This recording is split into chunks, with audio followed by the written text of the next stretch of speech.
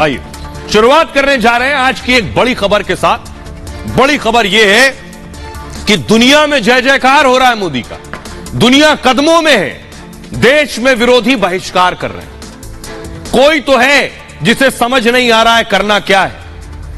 प्रधानमंत्री नरेंद्र मोदी की तस्वीर आप देख रहे हैं। आज प्रधानमंत्री देश में लैंड हुए। फुल स्क्रीन लीजिए जरा तस्वीर। प्रधानमंत्री विदेश दौरे से लौट आए हैं। यह तस्वीर आप देख रहे हैं, एम्बियंस के साथ दीजिए जरा। प्रधानमंत्री के स्वागत के लिए हजारों की भीड़ एयरपोर्ट के बाहर खड़ी थी। मोदी को देखने के लिए ढोल नगाड़े फूलों की बारिश हो रही थी। देख रहे हैं, लोग इंतजार कर रहे थे। मोदी जी विश्व प्रिय नेता। लेकिन मैं आपको बताऊं, यह स्वागत मोदी को इसलिए कि मोदी विदेश में देश का नाम बढ़ाकर आए। लेकिन लोग क्या कह रहे हैं उन्हें सुनिए, फिर आपको बताऊंगा। एक तरफ ये लोग जो मोदी का पलक पावड़े बिछाकर इंतजार कर रहे थे, एक तरफ विरोधी जो मोदी का बहिष्कार कर रहे हैं। सुनिए पहले लोगों को। मेरे लिए इतने गर्व की बात है कि आज पूरा देश, पूरा हिंदुस्तान एकजुटता से इस एयरपोर्ट पे आके मोदी जी के सम्मान में जो खड़े हैं ना, हम अपने दिल की गहराइयों से खड़े हैं। पूरी दिल्ली के लोग मोदी मोदी कर रहा है, हर घर में मोदी का नाम लेके एक पूरा जोश जला रहे हैं। इस बार ऐसा खास स्वागत इसलिए, पूरे वर्ल्ड में जितना सम्मान मोदी जी ने पाया है शायद ही किसी ने पाया हो। पिछले 4 साल से लगातार प्रधानमंत्री नंबर 1 पर पूरे वर्ल्ड में आए हुए हैं और छाए हुए हैं पूरे वर्ल्ड में। आज 130 करोड़ भारतीयों को जितना गर्व है कि भारत के प्रधानमंत्री जो G20 हो चाहे G7 की आज अध्यक्षता करके जो आ रहे हैं, पूरे भारत में जश्न का माहौल है। मोदी जी ने देश विश्व भर में भारत का नाम रोशन किया है और हम सब भारतवासी चाहते हैं कि इसी प्रकार हमारे देश का नाम रोशन होता रहे। देखिए, जब प्रधानमंत्री जी ऑस्ट्रेलिया, जापान की यात्रा कर रहे थे, जो सम्मान उनको वहां मिला है, ये हर भारतीय के लिए बड़े गर्व की बात है। पहले कोई भारतीय बाहर रहता था तो उसे द्वयम का दर्जा मिलता था। आज हम सबको भारतीय होने पे गर्व होता है। सोचिए, पूरी दुनिया जब मोदी के कदमों में है, मोदी मोदी कर रही है। ऑस्ट्रेलिया के पीएम कह रहे हैं मोदी इज द बॉस। लोग यहां आकर मोदी मोदी कर रहे हैं, लेकिन विरोधी क्या कह रहे हैं? कह रहे नहीं, पार्लियामेंट का उद्घाटन तो नहीं करने देंगे। कुछ भी हो जाए, पार्लियामेंट का इनॉग्रेशन मोदी ना करने पाए। सोचिए, आखिर मोदी से इतनी एलर्जी क्यों है? क्योंकि मोदी ने 14 से वापसी नहीं करने दी किसी को। अगली तस्वीर दिखाइए। और इसलिए कि उद्घाटन ना करने पाए, सुप्रीम कोर्ट पहुंच गए। मोदी को रोकने के लिए सुप्रीम कोर्ट का दरवाजा खटखटाया गया कि मोदी नई संसद का उद्घाटन नहीं करेंगे। रिपोर्ट देखिए जरा।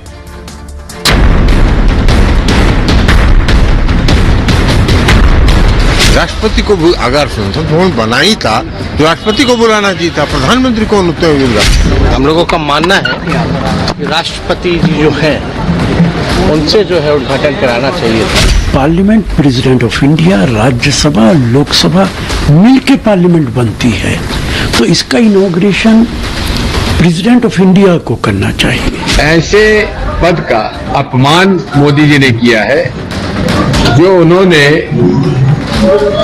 नई संसद भवन के न शिलान्यास में महामहिम राष्ट्रपति को बुलाया और न उद्घाटन में महामहिम राष्ट्रपति बुलाया जा रहा है।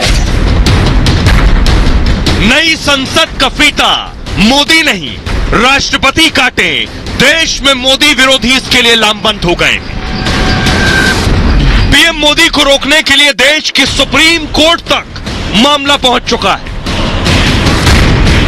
मोदी नई संसद का उद्घाटन न कर सके, कैसे भी मोदी को क्रेडिट न मिल जाए, इसके लिए देश की सबसे बड़ी अदालत सुप्रीम कोर्ट में याचिका लगा दी गई है। मोदी को रोकने के लिए साम दाम सब कुछ करने के लिए तैयार है। क्या अब सुप्रीम कोर्ट यह तय करेगी कि नई संसद का इनॉग्रेशन प्रधानमंत्री मोदी करेंगे या राष्ट्रपति द्रौपदी मुर्मू करेंगी? अब सवाल यह है, क्या सुप्रीम कोर्ट इनॉग्रेशन रोक देगी?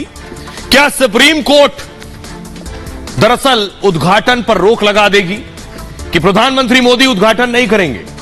देखिए, सुप्रीम कोर्ट में याचिका क्या लगाई गई है, पहले आपको वो बताते हैं। सुप्रीम कोर्ट में उद्घाटन पर याचिका लगाई गई है। नई संसद के उद्घाटन को लेकर यह पिटीशन है। वकील सीआर जयसुकेन ने जनहित याचिका दायर की है। याचिका में राष्ट्रपति से उद्घाटन कराने की मांग की गई है। उद्घाटन से राष्ट्रपति को बाहर करना संविधान का उल्लंघन है, कहा गया। भारत सरकार ने भारतीय संविधान का उल्लंघन किया है। याचिका में कहा गया सरकार संविधान का सम्मान नहीं कर रही है। संसद भारत का सर्वोच्च विधायी निकाय है। भारतीय संसद में राष्ट्रपति और 2 सदन शामिल है। राष्ट्रपति के पास किसी भी सदन को बुलाने की शक्ति है। संसद या लोकसभा को भंग करने की शक्ति भी राष्ट्रपति के पास है। राष्ट्रपति संसद का अभिन्न हिस्सा है। उन्हें संसद सत्र बुलाने का अधिकार है। राष्ट्रपति को आमंत्रित न करना संवैधानिक सिद्धांतों के खिलाफ है। लोकसभा सचिवालय और सरकार को निर्देश देने की मांग की गई है कि वो राष्ट्रपति को बुलाएं और उन्हीं से उद्घाटन करवाएं। 28 तारीख को मोदी को उद्घाटन करना है। उससे ठीक पहले सारी कोशिशें कर ली गई। 25 दल बेशक साथ आ रहे हो, लेकिन विरोधी लगभग 20 खिलाफ है। सुप्रीम कोर्ट में याचिका लगाने वाले जयसुकेन क्या कुछ कह रहे हैं, सुनिए। Not invited the President of India to inaugurate the new Parliament building is not insult the President. Actually, it is insult of entire nation. The Indian Constitution Article 79 clearly saying President is the head of the Parliament. President is the head of the nation. Such a situation, the violation, the Union of India, the Lok Sabha Secretariat totally violated the Indian Constitution. सोचिए, पहले मोदी को रोकने की सारी कोशिश की। कल मैंने आपको बताया था, पहले बिल्डिंग न बन पाए इसकी कोशिश की। बिल्डिंग बन गई तो कोशिश है इनॉग्रेशन न करने पाए। अब उद्घाटन भी हो जाएगा। मैं आपको बताऊं उद्घाटन के आगे की कहानी क्या है कि इसको बंद कर देंगे। कहानी यह है कि नई संसद में अगर सरकार बदल गई 24 में या उसके बाद बदल गई तो इशारा यह है कि इस संसद को बंद करके पुरानी वाली में चले जाएंगे, इसमें कुछ और काम कर लेंगे। और जानते हैं कौन कह रहा है? नीतीश कुमार की पार्टी का कहना है कि बेशक मोदी इनॉग्रेशन कर ले, संसद का उद्घाटन कर ले, लेकिन हम तो बाद में कुछ और करेंगे। देखिए, अब देश सुन रहा है, समझ रहा है। नई संसद को लेकर सोचिए किस कदर जहर है। क्यों? नई संसद से विरोध है, मोदी से विरोध है, मोदी से नफरत है। देश भी सुन रहा है। जेडीयू के अध्यक्ष हैं, देख रहे हैं नीतीश के बगल में खड़े हैं, ललन सिंह। अजीबोगरीब बयान दिया। उनका कहना है केंद्र में सरकार बदलने पर संसद का दूसरा इस्तेमाल करेंगे। यानी ये जो नई संसद है, ये संसद के तौर पर इस्तेमाल नहीं होगा, इसका दूसरा इस्तेमाल शुरू कर देंगे। कब? जब मोदी को हटा देंगे सरकार से। मोदी के बनाए गए संसद भवन को दूसरे कार्य में लाएंगे। 2024 में सरकार बनने पर संसद का दूसरा इस्तेमाल करेंगे। नीतीश के बेहद करीबी हैं ललन सिंह। मतलब ललन के बयान से नीतीश भी सहमत हैं। जेडीयू के अध्यक्ष हैं ललन सिंह। जेडीयू नीतीश को प्रधानमंत्री पद का दावेदार बताती है। नीतीश विपक्ष को एकजुट करने में के मिशन में लगे हैं। जेडीयू ने कहा कि नए संसद भवन बनाने का औचित्य क्या है। बिहार विधानसभा के नए भवन पर सवाल पर ललन नाराज हो गए। नीतीश ने किया था विधानसभा के नए भवन का उद्घाटन। इस मौके पर राज्यपाल तक को नहीं बुलाया था। बीजेपी इस मुद्दे पर अब नीतीश पर हमलावर है। बीजेपी कल इस विस्तारित भवन के पास प्रदर्शन करने वाली है, जिसका उद्घाटन किया है नीतीश ने। अब जरा सुनिए, पूरा देश सुने ललन सिंह को, जो कह रहे हैं इस नई संसद में कुछ और काम होगा अगर हमारी सरकार आ गई तो। सुनिए। संसद भवन के उद्घाटन समारोह में हम लोग नहीं जाएंगे, इसलिए कि इतिहास को बदलने का प्रयास हो रहा है। अब ये इतिहास बदलने में उनके भागीदार नहीं होंगे। राष्ट्रपति को अगर संसद भवन बना ही था तो राष्ट्रपति को बुलाना चाहिए था, प्रधानमंत्री कौन होते हैं? इसलिए हम लोग उसका बहिष्कार करें। सरकार अगर बदलेगी तो नए संसद भवन में कोई दूसरा काम होगा। इसका शिलान्यास उद्घाटन दोनों नीतीश कुमार ने किया। मैं स्वयं मौजूद था इसके कार्यक्रम में। इसलिए नीतीश कुमार और ललन सिंह बताए ना कि इस भवन के उद्घाटन में क्यों नहीं तत्कालीन राज्यपाल को बुलाया गया। तो इसे देखिए, उन्हें विरोध करने के लिए विरोध करना। नरेंद्र मोदी से इतनी घृणा और द्वेष है कि उनके किसी भी अच्छे काम को वो स्वीकार नहीं कर सकते हैं। तो इसे देखिए, उनके विरोध समर्थन करने से कुछ नहीं होता है। हमारे गांव की कहावत है, रोने का मन हुआ तो आंख में गड़ा खुट्टी। तो अब वो गाली देना है मोदी जी को, तो संसद के नाम पर। किसी को पेट में दर्द है, किसी को कहीं जख्म है, और सब इसी बहाने कोई प्रधानमंत्री का सपना देख रहे हैं, वो हैं, और कोई शाही परिवार है। ये राजनीतिक दल 9 साल में मोदी जी के ऊपर गालियां ही तो दे रहे हैं। सोचिए, प्रधानमंत्री जब देश में लैंड हुए तो उन्हें पता चला उनके नाम को लेकर हंगामा मचा है कि वो उद्घाटन न करने पाए। अब मैं आपको बताता हूं मोदी विरोध में कौन कौन है, साथ में कौन कौन है, और जो विरोध में है वो क्या कह रहा है और साथ वाले क्या कह रहे हैं। देखिए जरा, मैं आपको दिखाने जा रहा हूं। मायावती से शुरू कर रहे हैं। मायावती हक में है, यानी सरकार के हक में है, संसद के उद्घाटन के हक में है कि मोदी करें। उन्होंने कहा सरकार ने संसद बनाई इसलिए उसे उद्घाटन का हक है। आदिवासी महिला के खिलाफ प्रत्याशी उतारते वक्त सोचना था, यानी विरोधियों से कह रही हैं कि द्रौपदी मुर्मू के खिलाफ जब तुमने कैंडिडेट उतारा तब तुमने नहीं सोचा था कि आदिवासी के खिलाफ कैंडिडेट ना उतारे राष्ट्रपति का। मायावती ने कहा पहले से तय कार्यक्रम की वजह से मैं उद्घाटन में नहीं जा पाऊंगी। एचडी देवेगौड़ा कह रहे हैं जेडीएस नए संसद के उद्घाटन में शामिल होगी और पूर्व पीएम देवेगौड़ा भी शामिल होंगे। वाईएसआर का कहना है विपक्ष को उद्घाटन का बहिष्कार नहीं करना चाहिए। चंद्रबाबू नायडू कह रहे हैं सभी विपक्षी पार्टी को उद्घाटन में शामिल होना चाहिए। और सुखबीर बादल कह रहे हैं संसद भवन का उद्घाटन गर्व का पल है और इस पर राजनीति न की जाए। ये वो लोग हैं जो साथ में खड़े हैं। नवीन पटनायक कह रहे हैं संवैधानिक संस्थाएं किसी भी मुद्दे से ऊपर होनी चाहिए। अब विरोधियों को देखिए जरा क्या कह रहे हैं। मल्लिकार्जुन खड़गे कह रहे हैं संसद भवन का उद्घाटन राष्ट्रपति को करना चाहिए।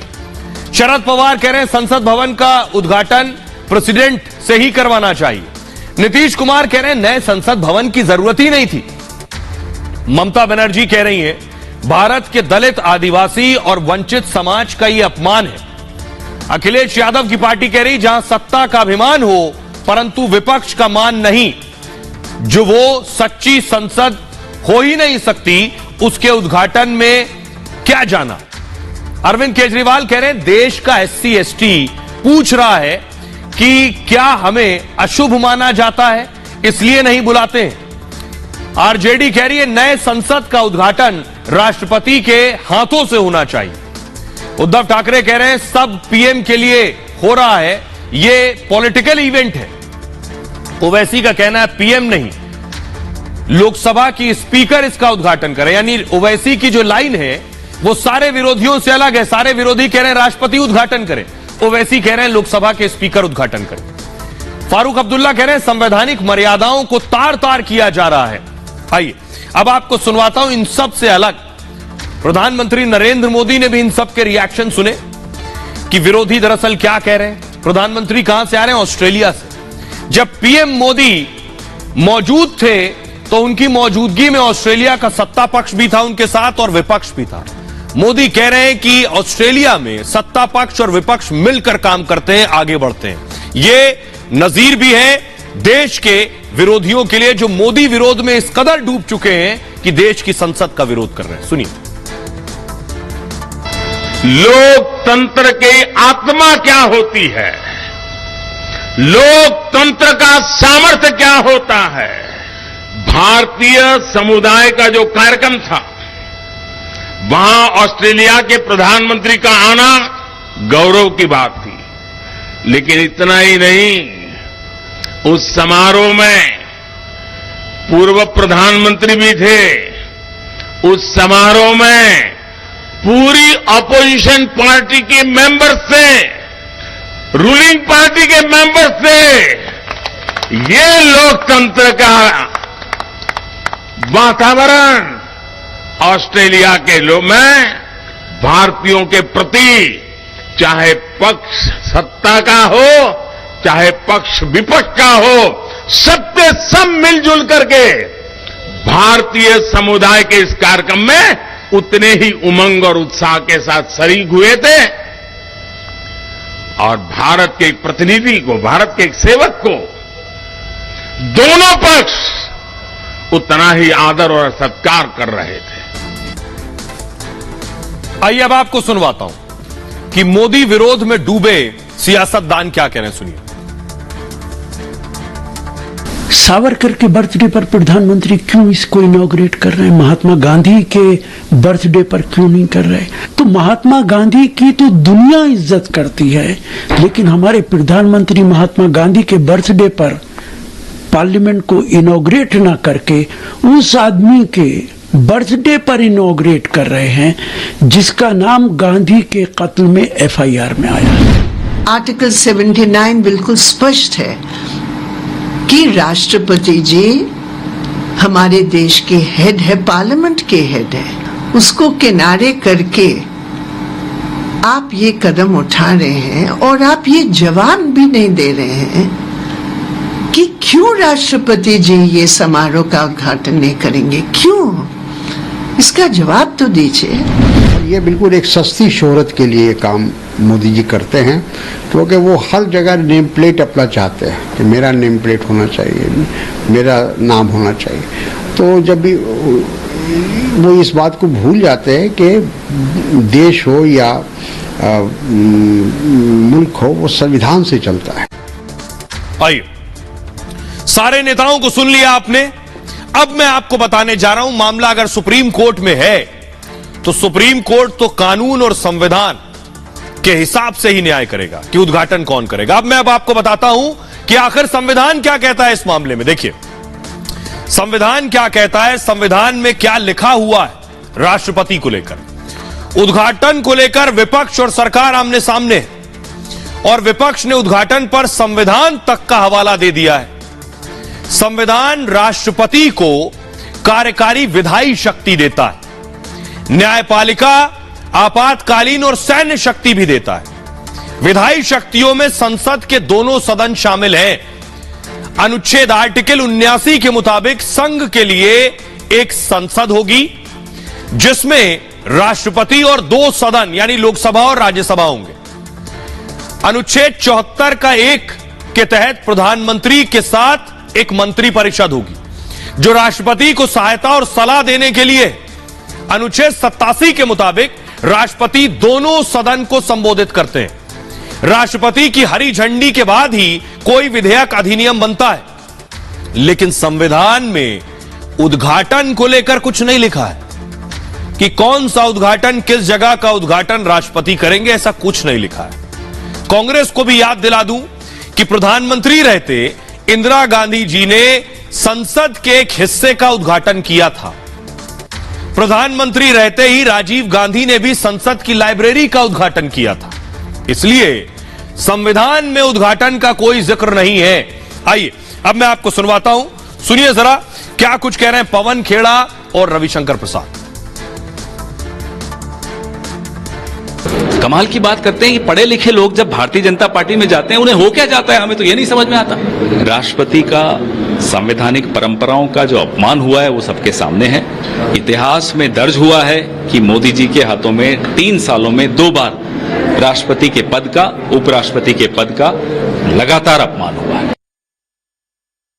राष्ट्रपति जी का पूरा सम्मान है, हम सभी सम्मान करते हैं। आज मैं राष्ट्रपति जी के पद को विवाद में नहीं डालना चाहता कि कांग्रेस के लोगों ने उनके बारे में क्या क्या कहा, लेकिन भारत का प्रधानमंत्री भी संसद का एक महत्वपूर्ण पार्ट है। भारत के प्रधानमंत्री जो बहुमत के नेता होते हैं लोकसभा में, उन्हें ही अवसर मिलता है प्रधानमंत्री के रूप में देश को चलाने का, तो वो भी एक संवैधानिक दायित्व रखते हैं। प्रधानमंत्री भी संसद का एक पार्ट होता है। विपक्ष क्या कह रहा है? विरोधी कह रहे हैं राष्ट्रपति का सम्मान होना चाहिए, राष्ट्रपति आदिवासी समाज से आती हैं, उनका सम्मान होना चाहिए। वो आदिवासी समाज से आती हैं इसलिए उनका सम्मान और जरूरी है। अब मैं आपको बताता हूं कि यही विपक्ष राष्ट्रपति का, और जब राष्ट्रपति नहीं थी, उम्मीदवार थी, तो आदिवासी समाज से आने वाली द्रौपदी मुर्मू जी का सम्मान कितना कर रहे थे। राष्ट्रपति से उद्घाटन की मांग कर रहा है विपक्ष, आदिवासी समाज के अपमान का आरोप लगा रहा है कि इनका अपमान होगा, समाज का अपमान होगा। लेकिन मुर्मू जी की राष्ट्रपति उम्मीदवारी का यही दल विरोध कर रहे थे। बीजेपी ने पूछा तब आदिवासी समाज की याद क्यों नहीं आई। कांग्रेस, टीएमसी, डीएमके ने यशवंत सिन्हा को वोट किया था, उन्हें उम्मीदवार बना दिया था, तब आदिवासी समाज और आदिवासी महिला की फिक्र क्यों नहीं थी। टीआरएस, आम आदमी पार्टी सहित कई दलों ने द्रौपदी मुर्मू जी के खिलाफ वोट किया था। NCP, RJD, CPI, CPIM, MIM ने भी विरोध किया था।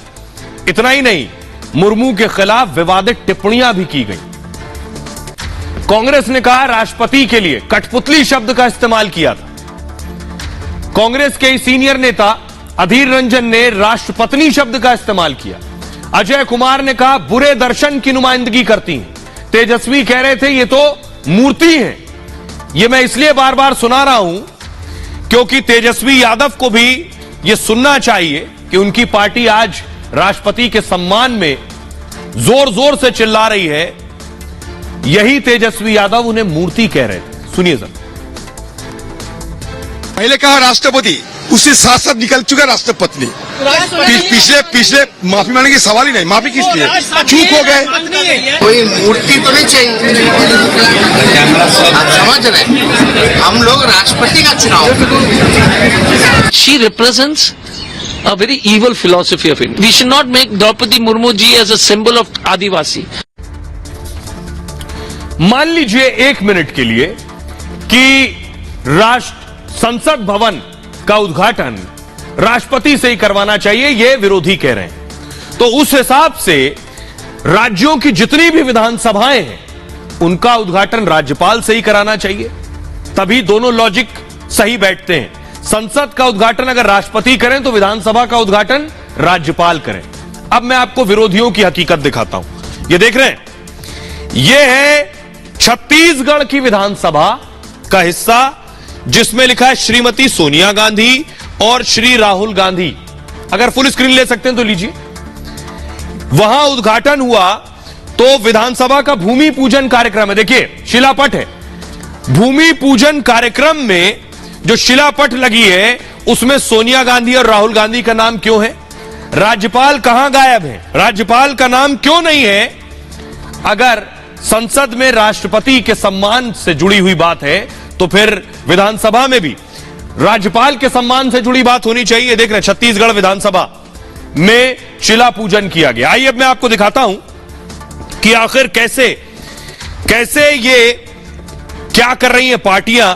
और बड़ी चीज ये है कि कई विधानसभाएं, मैं एक एक करके बताऊंगा आपको, कई विधानसभाएं हैं जिन विधानसभाओं को राज्यपाल को बुलाया तक नहीं किया।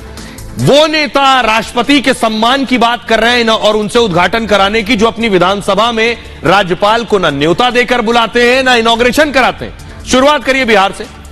नीतीश कुमार ने विधानसभा के सेंट्रल हॉल का उद्घाटन किया, तब राज्यपाल को समारोह में आमंत्रित तक नहीं किया। छत्तीसगढ़ में नए विधानसभा भवन का शिलान्यास किया गया। सोनिया गांधी और राहुल गांधी इस मौके पर मौजूद थे, राज्यपाल को बुलाया तक नहीं किया। झारखंड की बात कीजिए, 2014 में झारखंड विधानसभा भवन का शिलान्यास किया गया, इस मौके पर राज्यपाल को नहीं बुलाया गया, तब वो अपमान नहीं था। असम की बात कर लीजिए, 2014 में ही असम में विधानसभा भवन का शिलान्यास हुआ, इस मौके पर भी राज्यपाल को नहीं बुलाया गया, तब यह अपमान नहीं था।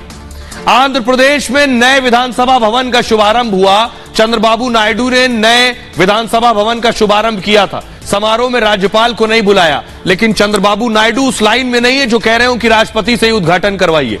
लेकिन वो सारे मुख्यमंत्रियों को, उन सारी पार्टियों को देख लेना चाहिए कि आप विधानसभा में क्या कर रहे हैं। अब जरा सुनिए छत्तीसगढ़ के पूर्व मुख्यमंत्री रमन सिंह क्या कह रहे हैं।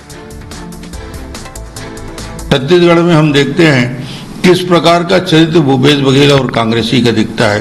सोनिया गांधी को बुलाया, राहुल गांधी को बुलाया, भूपेश बघेल खुद थे और सबकी उपस्थिति में छत्तीसगढ़ के विधानसभा का उन्होंने भूमि पूजन किया। और जिस प्रकार यहाँ के गवर्नर जो अनुसूचित जनजाति की है, उन गवर्नर को न पूछा गया न बताया गया। मुझे लगता है कि ये अपमान है अनुसूचित जनजाति के गवर्नर का। और आज जब भारतीय जनता पार्टी ने इस देश के सर्वोच्च स्थान पे सर्वोच्च सम्मान अनुसूचित जनजाति की महिला द्रौपदी मुर्मू जी को दिया, तो उनको ये पच नहीं रहा है। इसको राजनीति के चश्मे से देख रहे हैं और राजनीतिकरण।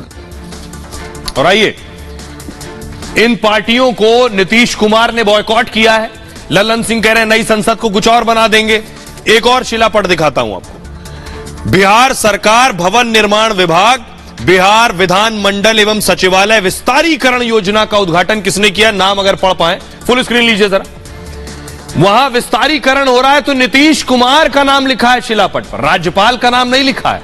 राज्यपाल ने उद्घाटन नहीं किया। अगली तस्वीर जरा बैक टू बैक चलाइए। बिहार असेंबली की नई बिल्डिंग, ये देख रहे हैं आप, यहां विस्तारीकरण हुआ तो नीतीश कुमार ने उद्घाटन कर दिया। तब नहीं पूछ रहे हैं कि राज्यपाल ने उद्घाटन क्यों नहीं किया है। आइए, अब इतना ही नहीं, आगे बढ़ते हैं। आपको एक और तस्वीर मैं दिखाने जा रहा हूं, वो तस्वीर जिसकी चर्चा पूरे देश में हो रही है। ये आप देख रहे हैं, यह सेंगोल। कल भी मैंने इसके बारे में आपको बताया था, लेकिन कल मैं बता चुका हूं। आज मैं इसके आगे की कहानी बताऊंगा कि यह दी तो वैसे नेहरू जी को गई थी, नेहरू जी ने खो दी और प्रधानमंत्री नरेंद्र मोदी ने खोज ली या पा गए। अगली तस्वीर दिखाइए।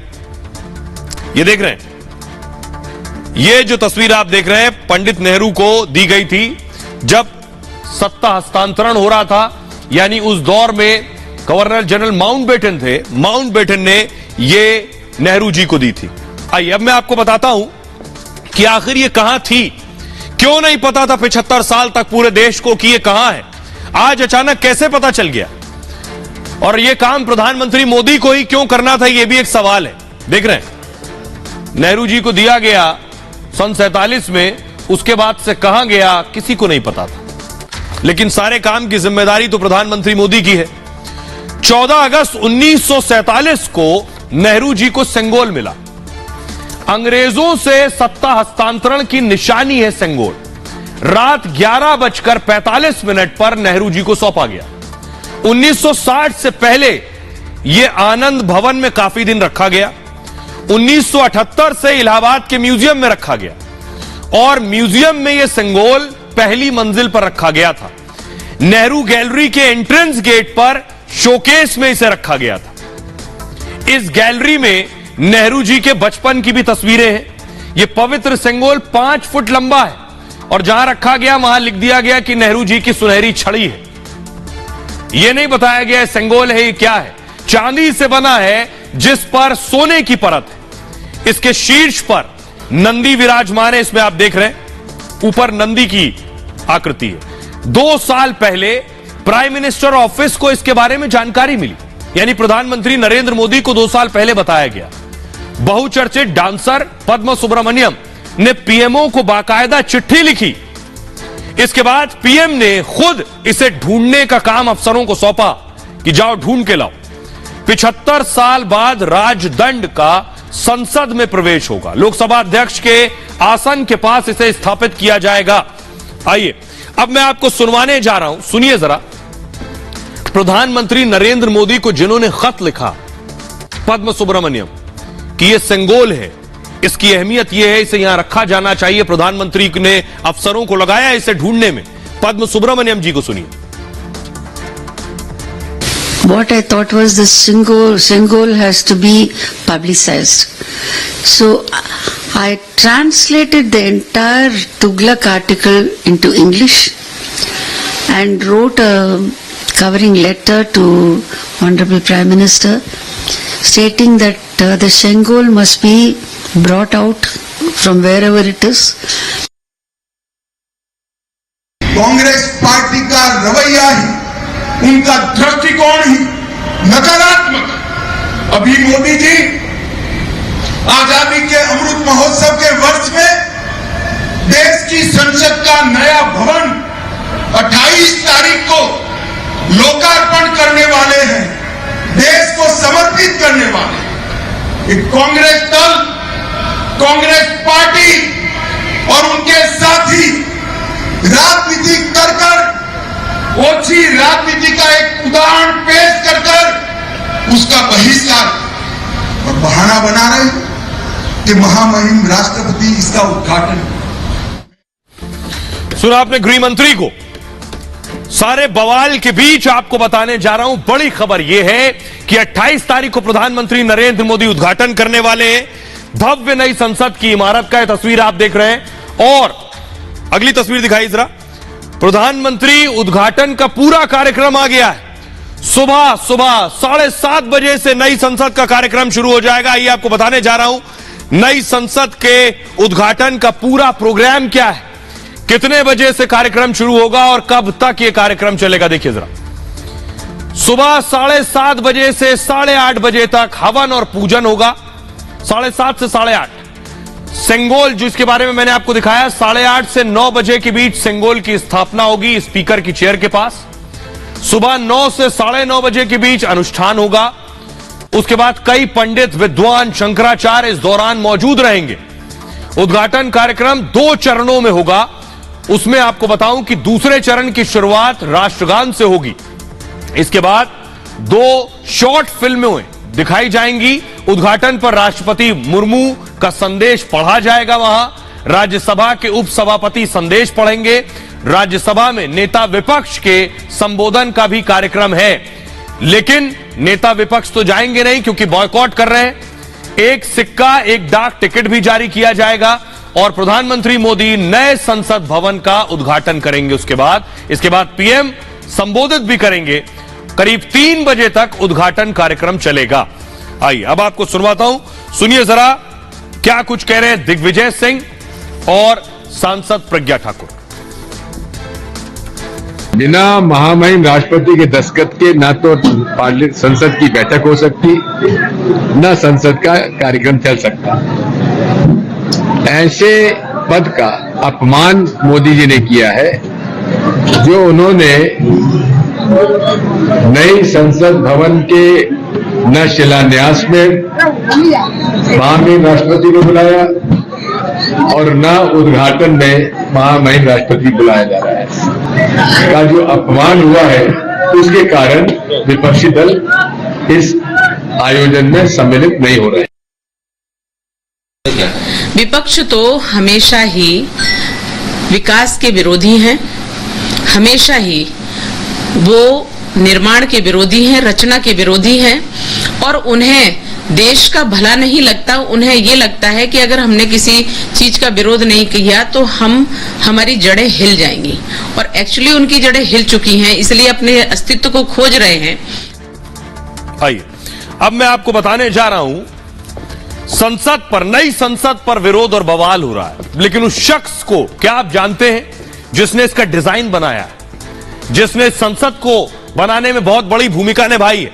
उनकी तस्वीर देखिए, यह है बिमल पटेल। इनका बड़ा रोल है इस नई संसद को बनाने में, इसका डिजाइन बनाने में। और इन्होंने कौन कौन से बड़े डिजाइन बनाए हैं जिनके बारे में शायद आप जानते होंगे, नाम से भी जानते होंगे, लेकिन यह नहीं जानते होंगे कि बिमल पटेल ने ही बनाए। तो आइए मैं आपको बताता हूं संसद बनाने वाले बिमल पटेल है कौन। ये आप देख रहे हैं बिमल पटेल।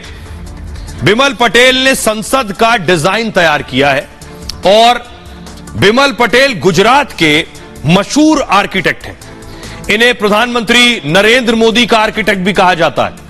मोदी सरकार में कई अहम प्रोजेक्ट पर इन्होंने काम किया है।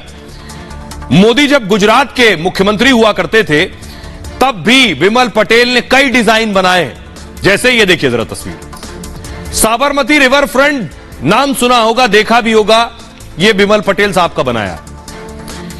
और इस प्रोजेक्ट के बाद प्रधानमंत्री मोदी का उन पर भरोसा और बढ़ गया। कई अहम प्रोजेक्ट की जिम्मेदारी बिमल पटेल को दे दी गई। अब यह दूसरी तस्वीर देखिए, बिमल पटेल ने आईआईएम अहमदाबाद की बिल्डिंग भी डिजाइन की है। गुजरात हाईकोर्ट की तस्वीर देखिए, यह डिजाइन भी बिमल पटेल ने डिजाइन की है। काशी विश्वनाथ कॉरिडोर जो आपने देखा उस पर भी इन्होंने काम किया है। बिमल पटेल ने गुजरात से आर्किटेक्ट की डिग्री हासिल की, कैलिफोर्निया से रीजनल प्लानिंग में पीएचडी की है और वास्तुकला, शहरी डिजाइन पर 35 साल का अनुभव है इनके पास। 2019 में पटेल को पद्मश्री अवार्ड से नवाजा गया था। पटेल गुजरात के एचसीपी कंपनी के चेयरमैन हैं और इसी कंपनी ने सेंट्रल विस्टा प्रोजेक्ट भी डिजाइन किया, यानी इस प्रोजेक्ट को डिजाइन किया, यानी बिमल पटेल ने नई संसद का पूरा खाका खींचा है। आइए अब मैं आपको सुनवाता हूं योगी आदित्यनाथ क्या कुछ कह रहे हैं और शहरी विकास मंत्री हरदीप पुरी साहब क्या कह रहे हैं। विपक्षी दलों के द्वारा जिस प्रकार की बयानबाजी हो रही है वो अत्यंत ही दुखद और गैर जिम्मेदाराना है। लोकतंत्र को कमजोर करने वाला है। इस प्रकार के गौरवशाली क्षण को जो आज विपक्ष के बयानों से विवादित करने का कुत्सित प्रयास हो रहा है, मुझे लगता है कि यह देश इस प्रकार की बातों को किसी भी स्थिति में स्वीकार नहीं करेगा। अरे भाई, आपने पार्लियामेंट बनाया होता तब भी वो भी आप ही ने करना था ना।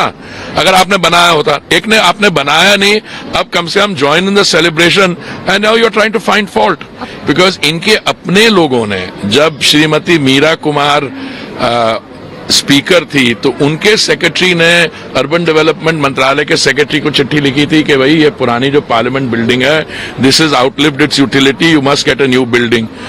Jairam Ramesh is on record. Puri साहब कह रहे हैं जयराम रमेश उनमें हैं जिन्होंने नई संसद की बात की थी। आइए अब आपको बताते हैं, यह है पुरानी संसद, देख रहे हैं आप। अब मैं आपको बताने जा रहा हूं, पुरानी संसद थी, विरोधी कह रहे हैं तो नई संसद की जरूरत क्या है। अगली तस्वीर दिखाइए जरा, यह है नई संसद। विरोधी कह रहे हैं जब एक संसद देश में मौजूद थी तो दूसरी क्यों बनाई गई, इसमें भी तो काम चल रहा था। लेकिन मैं आपको बताता हूं काम चल रहा था तो कैसे चल रहा था और कितने दिन और चल पाता, इसलिए नई संसद की क्यों जरूरत थी। मैं दोनों संसद की तस्वीर आपके सामने रख रहा हूं, देख लीजिए। दोनों संसद है। पहली तस्वीर आप देख रहे हैं, पुरानी संसद जो है 12 फरवरी 1921 को बनाई गई, 1921, और नई संसद का निर्माण शुरू हुआ 10 दिसंबर 2020 को। जो पुरानी संसद थी उसे ड्यूक ऑफ कनॉट ऑर्थर ने बनाया और नई संसद का श्रेय प्रधानमंत्री मोदी को जाता है। यह जो पुरानी संसद है ये 6 साल में बनकर तैयार हुई थी, नई संसद 3 साल में बनकर तैयार हुई। पुरानी संसद में जो खर्चा है वो 83 लाख आया था, 83 लाख, और नई संसद का खर्चा 1200 करोड़ रुपए। पुरानी संसद 35,000 वर्ग मीटर में बनी है, नई संसद 65,000 वर्ग मीटर में बनी है। 800 सीटें हैं पुरानी संसद में बैठने के लिए और नई संसद में 1272 सदस्य बैठ सकते हैं। जो पुरानी संसद है इसकी जो आकृति है ये गोल है और जो नई संसद है ये त्रिकोणीय है, ट्रायंगुलर है। इसे एडविन लुटियंस हर्बर्ट बेकर ने बनाया इसका डिजाइन, और इसका डिजाइन एचसीपी डिजाइन जो कंपनी है बिमल पटेल की, और इसका काम पूरा 1921 में बनना शुरू हुई थी और 18 जनवरी 1927 को बनकर पूरी तरह से तैयार हो गई। ये शुरू हुई थी 2020 में, जो 2023 में बनकर तैयार हो गई है। इसको बनाने वाले वायसराय लॉर्ड इरविन, और इसका श्रेय प्रधानमंत्री नरेंद्र मोदी को जाता है। आइए अब मैं आपको सुनवाने जा रहा हूं, इस बीच आपको सुनवाने जा रहा हूं कि विरोधी इस पर बवाल कर रहे हैं कि प्रधानमंत्री मोदी इसका इनॉग्रेशन न करने पाए। आज जब ऑस्ट्रेलिया के पीएम कह रहे थे कि मोदी इज द बॉस, तो जयशंकर, विदेश मंत्री एस जयशंकर ने बताया कि एंथनी एल्बनीज जो ऑस्ट्रेलिया के प्रधानमंत्री हैं, उनकी स्पीच में, उनकी स्क्रिप्ट में यह कहीं लिखा हुआ नहीं था मोदी इज द बॉस, वरना वो लिखी हुई स्क्रिप्ट पढ़ रहे थे। यह उन्होंने खुद से बोला था, सुनिए जरा। जब किसी देश, और वो भी ऑस्ट्रेलिया जैसे देश को, उनके प्रधानमंत्री जब कहते हैं कि आप दी बॉस, जब ये पपुआ न्यू गिनी के प्रधानमंत्री कहते हैं कि मैं आपको गुरुजी के स्तर पे मानता हूं, तो मैं आप सबको समझाना चाहता हूं कि अभी जो जिस परिप्रेक्ष्य से दुनिया भारत को देख रही है, वो इसका कारण है प्रधानमंत्री नरेंद्र मोदी जी का नेतृत्व, जो न्यू इंडिया जो है, जो हमारी नई छवि जो बनी है। हमारे अमेरिका के राष्ट्रपति जो बाइडेन साहब जब वो आपसे मिलने आए तो उन्होंने कहा कि मुझे मोदी जी आपका ऑटोग्राफ चाहिए। ये अपने आप में बताता है आज आपके नेतृत्व में, आपकी शख्सियत के कारण बदलते भारत को दुनिया किस तरीके से देखती है, ये बताता है। पापा न्यू गिनी के प्रधानमंत्री जी ने जिस तरीके से आपका स्वागत किया एयरपोर्ट पर, चरण स्पर्श करके जो स्वागत किया, वह बताता है कि उस देश में आपके प्रति जो आदर सम्मान है वह भी इस घटना से हम सबको देखने को मिलता है। सच ये है कि जो विरोध कर रहे हैं नई संसद के उद्घाटन का, उन्हें आखिर ये सोचना चाहिए दोबारा कि ये तस्वीर पूरा देश देख रहा है। 2024 का चुनाव है, लोकसभा का चुनाव है, चुनकर इसी संसद में बैठना है। तो विरोध करने वालों को आखिर लोग वोट क्यों देंगे? क्योंकि आप तो इस संसद के लिए जाने को तैयार नहीं। आइए खबरों में आगे बढ़ते हैं। आज की एक और बड़ी खबर है, बच्चा टॉफी चॉकलेट खाए तो सावधान हो जाए। एक खबर आई जो दिल दहला देने वाली है। मासूम बच्चा है, इसने टॉफी खाई और टॉफी गले में फंस गई, जिससे इसकी मौत हो गई। जरा रिपोर्ट देखिए पहले।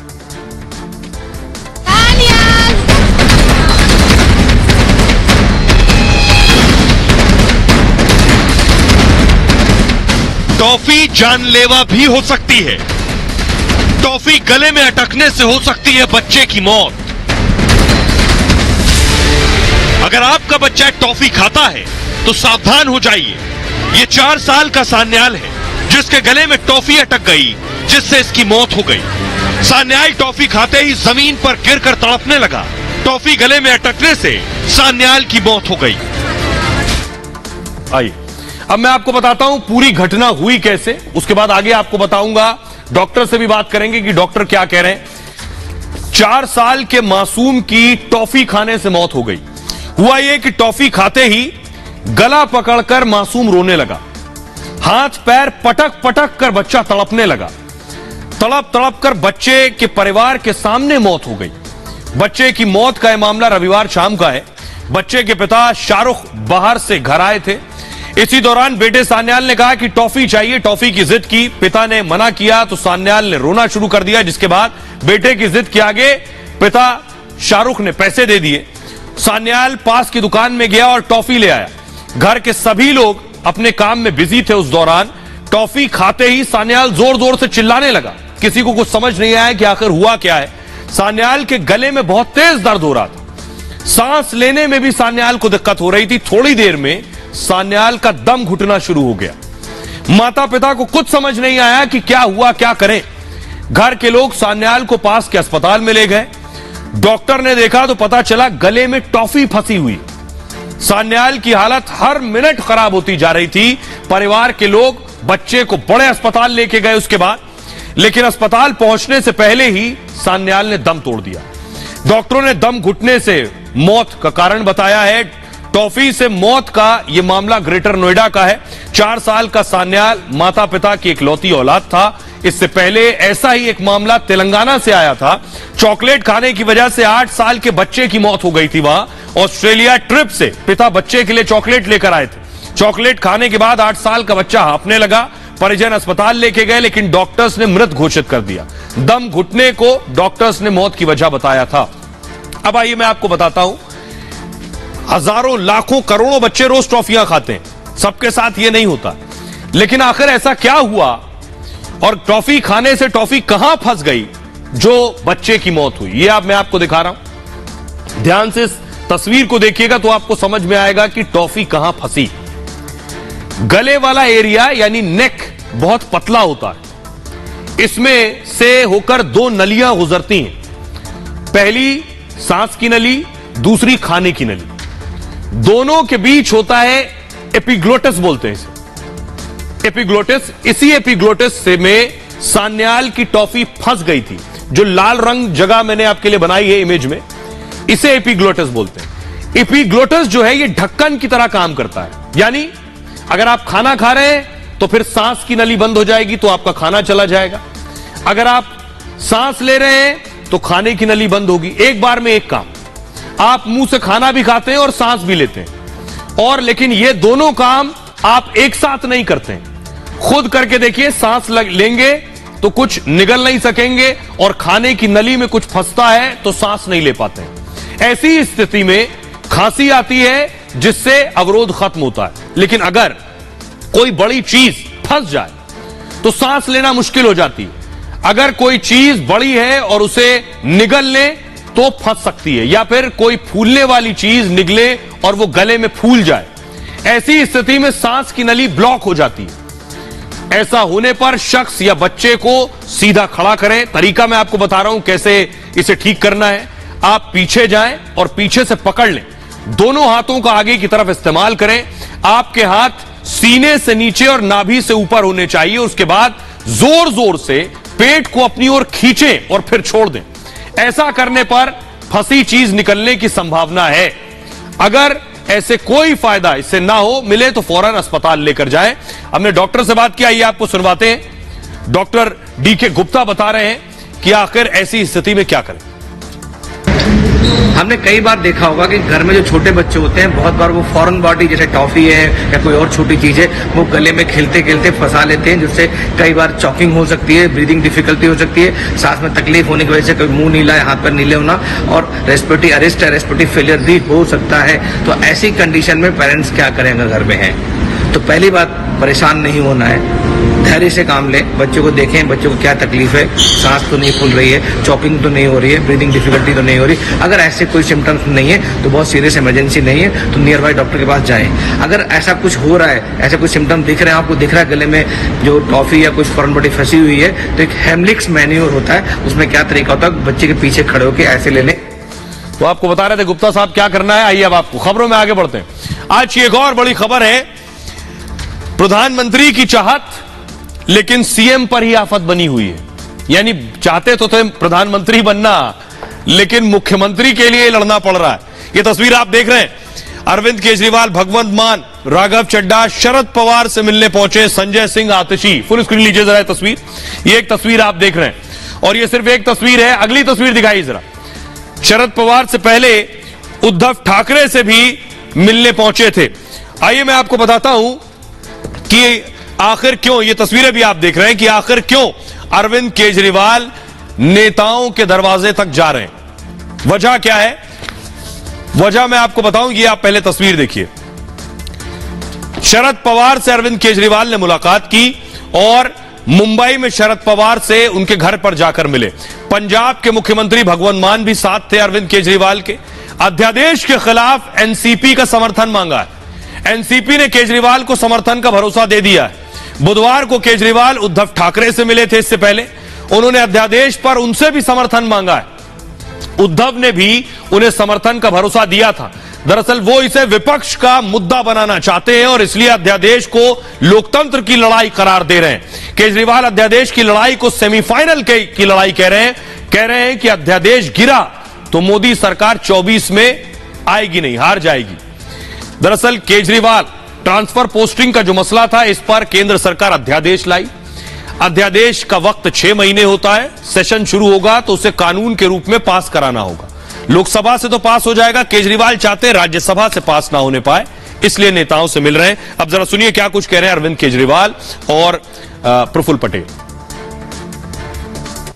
2015 से लेके 23 मई 2015, अब मई 2023 हो गया। 8 साल से हम लोग कोर्ट कचहरी के चक्कर दिल्ली के लोग काट रहे थे, लेकिन जो लड़ाई 8 साल में हमने जीती, 11 मई को ऑर्डर आया, 19 मई को 8 दिन के अंदर इन्होंने ऑर्डिनेंस लाके उसको खत्म कर दिया। सारी पावर वापस, उन्होंने कहा कि केंद्र सरकार के पास या केंद्र के एलजी के पास सारी पावर होगी। पूरे देश में एक पार्टी के पास जा रहे हैं, उनसे निवेदन कर रहे हैं कि दिल्ली के लोगों के साथ न्याय। पवार साहब को गुजारिश की एनसीपी के नेता के नाते भी और साथ साथ में इस देश के वरिष्ठ राजनेता के नाते कि उन्होंने भी इस मामले में एक मत बनाने की पूरे विपक्षी दलों में कोशिश करना चाहिए ताकि ये बिल को वहां पर खास। तो आइए मैं आपको बताता हूं केजरीवाल किस किस से मिल चुके हैं, किस किस से मिलने वाले हैं। सबको साथ लेने की तैयारी अरविंद केजरीवाल की।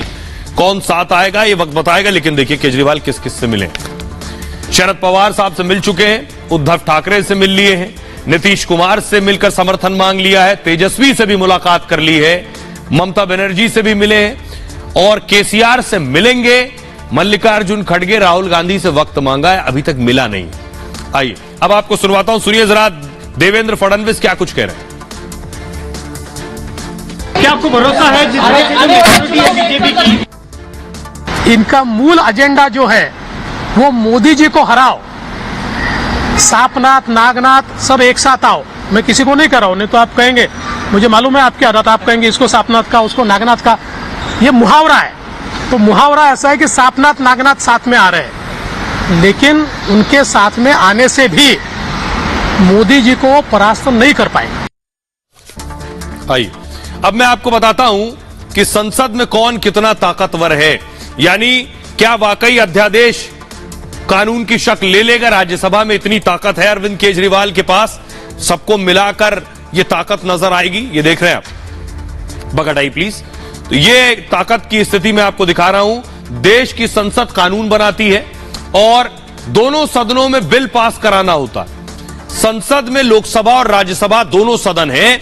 लोकसभा में केंद्र के पास पूर्ण बहुमत है, राज्यसभा में उसके पास बहुमत नहीं है। राज्यसभा में अन्य दलों के सहारे रहना पड़ता है। 245 सदस्यों की संख्या होती है कुल, 236 वर्तमान इस वक्त 236 है। बहुमत के लिए 119 चाहिए। बीजेपी के पास एनडीए के पास 110 है, यानी 9 कम है। वाईएसआर के 9 मिल सकते हैं और बीजेडी के 9 साथ आ सकते हैं। यह संभावना है, तो हो सकता है राज्यसभा से भी ये पास हो जाए। बहरहाल ये भारत की बात है में इतना ही। आप अपना और अपनों का बहुत बहुत ख्याल रखिए। एक छोटे से ब्रेक के लिए रुक रहे हैं, लौट रहे हैं कुछ और बड़ी खबरों के साथ।